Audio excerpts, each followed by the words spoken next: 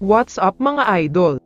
Coach Yeng ba nasa PBA? Sobrang nagalit si Kume. Pero bago mo sana ipagpatuloy ang panonood mo, ay huwag mong kalimutan na mag-subscribe bilang suporta sa aking YouTube channel. Maraming salamat idol. Padaanan lang sandali natin ang balita tungkol kay Arvin Tolentino, dahil ayon sa inilabas na balita ng PBA, siya ang nangunguna ngayon para sa Best Player of the Conference Award, pangalawa na si Fajardo. Sa ngayon ay sure nang makukuha ni Tolentino ang award dahil malaki ang statistical points niya, pero ang dapat magawa niya ngayon ay makaabot sa semis, dahil kapag laglag sila agad sa quarterfinals ay wala na siyang chance. Samantala, first time ngayong conference na magkakaroon ng dalawang magkasunod na talo ang rain or shine. Una na nga dyan ay ang talo nila sa nasa dulo ng standing na Phoenix, at tinalo din sila ng Converge kagabi. Ang mas masakit pa dito ay umabot na nga sa 17 points ang kalamangan nila, pero natambakan pa sila sa dulo, kaya naman galit na galit si Coach Yeng at hindi talaga natuwa sa pinapakita ng mga players niya.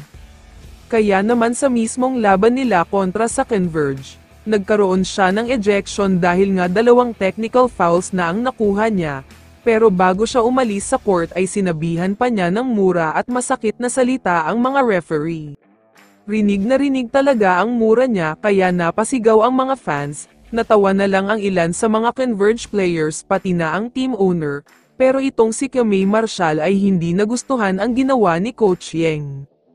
Ayon kay Kume, hindi daw dapat ganito ang asal ng isang head coach. Okay lang naman daw magkaroon ng communication pero hindi na dapat umabot pa sa magmumura ng malakas, dahil may mga batang nanunood.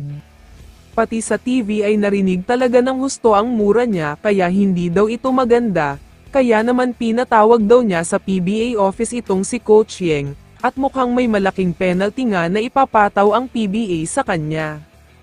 Ayon sa mga kumakalat na post, magkakaroon daw ng suspension at posibleng ban itong si Coach Yeng dahil sa misbehavior, hindi daw kasi maayos ang pinakita niyang pag-uugali, kaya dapat lang daw na magkaroon ng suspension.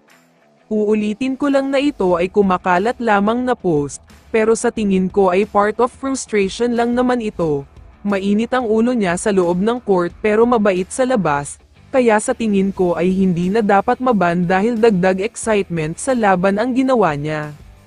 Kaya naman kung ikaw ang tatanungin idol, ano ang masasabi mo kay Coach Yeng? I-comment mo naman ang sagot mo sa tanong na ito. So dito na nagtatapos ang video na ito. Maraming salamat sa pagsuporta at panonood mga idol. Ingat at bye-bye.